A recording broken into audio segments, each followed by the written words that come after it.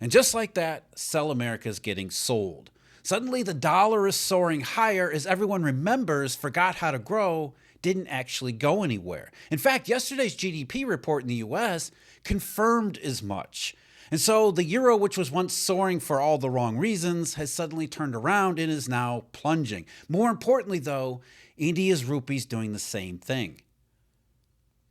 In fact, I did a video 3 weeks ago telling you that Sell America was way overdone and that the euro, its primary beneficiary, was at risk of a sharp reversal, maybe even a crash. Here's what I said back on July 7th. The euro has soared against the dollar recently, but for all the wrong reasons. It has left the exchange value basically over its skis relative to practically everything else. And therefore, it's highly susceptible to a possible reverse, maybe even setting up for something like a crash. And in this case, and in this shape, it may not take all that much to trigger one. Now, Sell America isn't real, but many people, especially institutional investors, are trading like it is, getting way ahead of themselves simply because they're misreading the other side of April. And so it only took a few weeks to see that misreading of dollar mechanics. But what does that mean now that the dollar's demise has yet again been greatly exaggerated? It really isn't so much about Jay Powell either. In fact, it's more about why there were so many dissenting against him at yesterday's FOMC meeting. The fundamentals have not changed, and we're being reminded of that repeatedly as more and more data comes in. The dollar did not suddenly forgot how to grow. And if anything, the world is starting to remember again what those fundamentals really are. But it had been the euro which was all over the Sell America narrative. Whichever presidential administration is always ruining the dollar. Remember a couple years ago, Biden was weaponizing it and sent everyone to create alternatives, especially the BRICS. Now we have to hear about how Trump has tariffed the dollar to its death. Politics don't matter where it comes to a reserve currency. The only factor which does is whether or not it is useful. And right now, there's absolutely nothing which can come close to matching the Eurodollar, not the dollar, the Eurodollar, where it comes to global money. And this has nothing to do with stores of value or even the value of the dollar itself. The exchange values all across the system in this Eurodollar world reflect conditions within that system, not some move away from it. And this is not a good thing. The Eurodollar needs to be replaced, but since hardly anyone knows it or even that the Eurodollar exists, this thing keeps chugging along in suboptimal fashion, creating problems along the way. Some of them small, some of them like April get to be pretty big. All the while, there's nothing on the horizon that can even come close to its malfunctioning capabilities. Now, leading up to April, the dollar was on a run and almost literally on a run. There was deflationary pressures from all over the system, risk aversion that was driving the dollar exchange value higher from late last year on into early April. Global monetary flows had tightened, and a lot, not because of the Fed, rather risk aversion among dollar providers given the general macro and financial climate. Tariff fears didn't help, all of which sent the dollar soaring in value, which is never a good sign. It kept right on up until April, when that building deflation finally reached its near-term crescendo. But after April, the pressure and urgency began to dissipate, not disappear. The urgency was lowered, and so the dollar moved back down from its extreme highs. But given the highly politicized nature of everything in this world, that reversion in the dollar value was immediately seized on as Sell America when it had absolutely nothing to do with the trend, which isn't actually happening. The Eurodollar, sadly, as I said, isn't going anywhere. And the euro, and let me be clear, euro meaning European common currency, was the primary currency for selling the Sell America narrative. Europe's currency was rebounding against the dollar too, as everyone else's was, after its own sharp decline. But once the Sell America purveyors got into it, the euro absolutely soared, far and away more than any other currency. It was aided by perceptions of interest rate differentials, which were purportedly in European favor, meaning the Fed was going to be cutting rates and catching up to the low levels the Europeans were already at. But the euro, unlike almost every other currency, went way too far to the upside, driven by the Sell America speculation.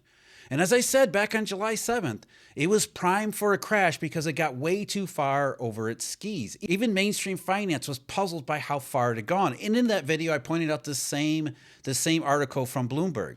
And it said some of Wall Street's tried and true currency strategies aren't working anymore, and it's baffling even the most seasoned traders. Before President Donald Trump's policy sent the dollar plunging, investors could reliably use a number of indicators to figure out how to trade. And as I said on July 7th, maybe, just maybe, they had it all wrong in what the dollar was doing. Maybe it wasn't trade policies which sent the euro higher or the dollar lower. It was simply the cooling down from the dollar soaring to new heights during the deflationary April, and then coming off of those deflationary extremes, and really nothing more than that. You know, I almost never do ads, but I was thrilled to say yes to this one because today's video sponsor, Glint, is solving a real problem. I talk all the time about the flaws in the monetary system. Well, Glint, they're actually doing something about it. With Glint, you can spend actual allocated gold, not a paper claim, not a fund, real gold that you own and control. You can save it or you can use it where MasterCard is accepted. In a world where money is changing and usefulness is everything, Glint lets your money be what really matters, real. Search for GlintPay on your favorite app store to see how it works and download the GlintPay app. Use referral code SNIDER during registration so they know I sent. I trust them and that's why I'm telling you about them. So I highly recommend you check them out and download the GlintPay app. Use referral code SNIDER during registration and we thank them for their video sponsorship. And now let's get back to our own video. And as I've pointed out over the last couple of weeks in various forms here on YouTube, especially in our deep dive analysis at Eurodollar University, and one after another currency, you could see this dynamic at play, whether it be Canadian dollar or Australian dollar or New Zealand dollar or several others. They had plunged to depths in the crisis in April, the deflation of April, and then they just retraced that depth. They came back to where they were when everything started. The Eurodollar deflation had pushed those currencies down by a lot. And then when it abated in the short run, they popped right back up, but only to where they'd been before, which wasn't actually very strong to begin with. All these currencies, including the euro, had already sunk to really low levels even before we got to this latest deflationary burst, which started late last year. So it's not like the euro was soaring all that much in the broader context. There was less than nothing to sell America. But what I warned about on the 7th was that the global fundamentals hadn't actually changed. Only the urgency surrounding them had. That, along with artificial support for it, made the euro a prime candidate for this sharp reversal. In the wake of early April, monetary sentiment had improved, first on the realization the worst tariff rates weren't going to be imposed, and then further supported by rising prospects for trade deals, which we have gotten. Japan, Europe, other partners, there's still negotiations with China and India. But that didn't end the trade problems, nor did any of this erase the weakening global fundamentals the system has been grappling with for the last several years. Forgot how to grow, didn't suddenly remember to leave. The global trajectory is still further into the same contraction. And worse, that trajectory has zero upside potential and all downside risk, whatever Jay Powell says about a solid economy that doesn't exist. Thus, eventually that would favor the dollar going back higher as risk aversion among dollar providers almost inevitably bounced back. And that bounce back on fundamentals began to show up in India's rupee, our old canary in the Eurodollar coal mine. And if you aren't familiar, the rupee has been a reliable monetary indicator since October 2007, going back and forth aligned with Eurodollar cycles in both long and short run periods. The rupee had rebounded from its record low even before we got to April on hopes that India's economy wouldn't slow too much and that a trade deal would materialize relatively quickly. Neither of those has happened. So the rupee began to slide from early May, and that drop accelerated around July 5th, and yesterday brought the exchange value within reach of setting another record low. The canary is singing again, or it's gasping in the Eurodollar coal mine, filling with risk aversion air all over again. And it isn't just India's struggles with its own economy, plus now deflationary pressures from food prices and heavy industry internally. The rupee's warning is a warning about turning back toward forgot how to grow dynamics around the entire rest of the world. And that then has the euro in its sights. Not coincidentally, the Sell America narrative took a breather in early July, right as the rupee began to slide. It is the global synchronized fundamentals. The euro is down by the middle of July, yet popped back up in the back half of this month on optimism over the trade deal, which you've no doubt heard was indeed struck. And then the realization set in that the The effects are going to be negative all around and felt more in Europe than not. Plus, the European economy is itself back to struggling after its artificial tariff distortions earlier in the year. You put all that stuff together over the past week, the euro has basically plunged, falling from near $1.18 to just barely $1.14 and threatening to go into the $1.13 range. And of course, this move has, as always, confused everyone, especially the Sell America folks. Again, fundamentals are what matter over the longer run, and since April is now almost 4 months behind us, we are getting back to that longer run, the more tariffs fade from being the most immediate perceived threat. And that means attention goes back to global labor market conditions, especially those in what is supposed to be the cleanest dirty shirt, the United States, which just got more confirmation that something big has changed here in the economy too. So while the world yesterday was focused on Jay Powell's performance at his press conference after I got done with my live stream, yesterday's initial estimates for Q2 GDP proved why employment conditions are right back in the spotlight. Q2's rate did bounce back to 3%, which sounds incredible after a 0.5% contraction in Q1, but we have to realize both of those are due to the same thing, both Q1 and Q2, the contraction and the bounce back. Import distortions brought GDP down in the first quarter, and unwinding the import distortions pushed it back up. Since both quarterly rates were driven by the same factor, to get to the underlying macro fundamentals, at the very least you have to average them together, which gets you to a growth rate of barely 1.2%, and that's for the entire first half of 2025. That's forgot how to grow if ever there was. Worse though, it's how consumer spending is responsible for this weakness. And this is hardly a surprise, though it will come as a shock to most people who rely on the Fed and Jay Powell and this solid economy shtick. We've been documenting this shift in consumer behavior all year. In other words, yesterday's GDP report wasn't reassuring, quite the contrary. It confirmed everything we'd seen up to this point.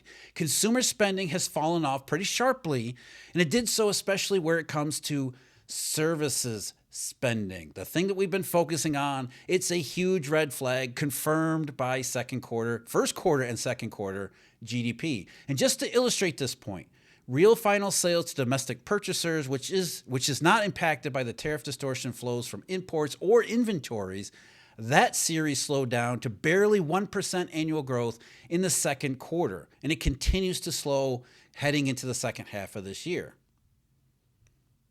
What that means is that consumers did not overreact to tariffs. It wasn't really tariffs at all. They were responding to more than just perceived threats to jobs and incomes. What's really happening in the labor market, the slowdown, if you want to call it that, that's going on where it comes to employment conditions. It is real, and it is impacting consumers to the point that they are pulling back in spending. They did cut back to a meaningful degree in response to that weakness in jobs and incomes, along with fears that there will be more and worse going ahead. Employment is not strong. It is instead proving to be on the flat part of the beverage curve. Thus why the FOMC had 2 dissenting votes among Fed governors for the first time in over 30 years. Those governors, like the economy, like the dollar system, like pretty much everything outside of stocks, is zeroing in on this labor market weakness. The cleanest dirty shirt is actually pretty darn dirty. And so throw that into the mix as far as fundamentals driving the dollar back higher and back toward the direction of April. There is still zero risk of inflation and no evidence for it, whatever Jay Powell says. In fact, Powell's stance is entirely political, as I said yesterday, meaning he's trying to create hype over inflation risk so he can sail off into the sunset as the hero who slew the inflation monster he himself hyped into a monster. How convenient for him and his reputation and what he hopes his legacy. On the other hand, though, there is evidence all over the place for economic weakness, and it is still coming in. Second quarter GDP here in the US is just the latest confirmation. And while we can argue about what it really means moving forward and how much weakness there might really be right behind it right now, from the market perspective, it is nothing like what Jay Powell is selling. Therefore, we're getting back to the risk aversion bid across the Eurodollar and therefore the dollar exchange value. After a short-run fluctuation coming off the April high, the dollar is simply going back to those fundamentals, ditching this made-up political narrative and zeroing in on what's really happening in the global economy, which is, in one part, that there's going to be tariffs on top of this forgot-how-to-grow dynamic. That's what the rupee's been saying and warning all month. Swap spreads, remember those? Those never budged off their extreme lows from April, and on and on and on all across the Eurodollar system. We've had these constant signals this entire time saying nothing had fundamentally changed, and that had always meant the dollar's demise was more than greatly exaggerated.